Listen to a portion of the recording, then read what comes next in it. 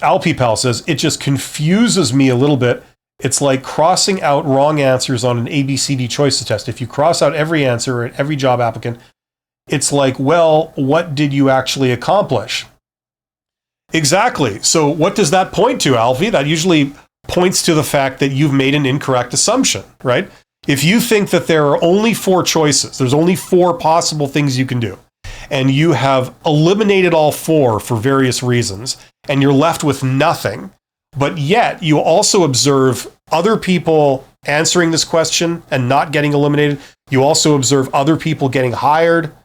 What does that tell you? That tells you that you made an incorrect assumption somewhere along the line. Either there's more than the 4 choices, or maybe, when you said that you eliminated one of them, you didn't. The reality was that you don't actually eliminate one of those. So something was assumed incorrectly, right? Your model has failed. So you then now go and re-examine the assumptions you made to come up with that model, and that's where the learning is, right? Like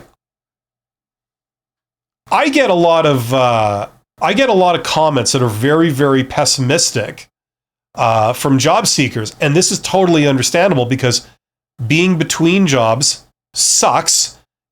It's very stressful. We're at a very low point in our lives, usually for most people, when you're having to do job search.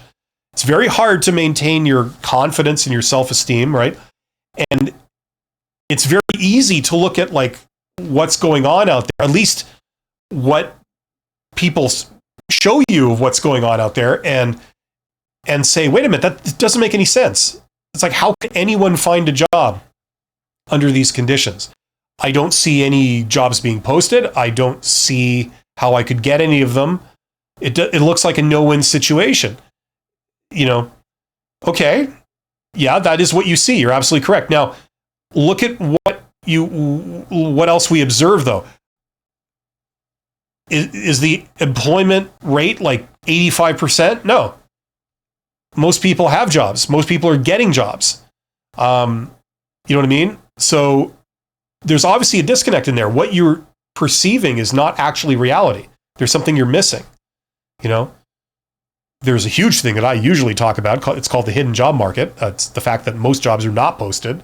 So that explains a lot of what job seekers complain about. It's because they're unaware of the hidden job market. They don't know what it is. They don't know how to find those jobs. You know what I'm saying? But this is how we look at our logic. We got someone here called the logistic guy. Okay, now for a moment I misread that. I thought it said logic, but you want to talk logic. You want to talk like reasoning.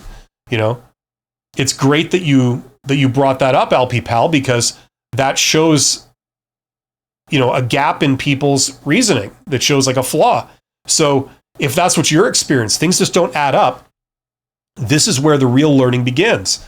The things that you think you know about what's going on, they're actually, at least one element of it is actually false, right? Maybe when it comes to coming back to this question, like tell me about yourself, how to answer it, maybe you were given misinformation. Maybe when a recruiter or somebody said, here's how you should answer the question, the problem is you answer like that, you get eliminated, So it's like you were fed misinformation. It turns out their advice is bad, and why is that? It's because there's a conflict of interest for them. They are the person on the other side of the table. They're not really rooting for you,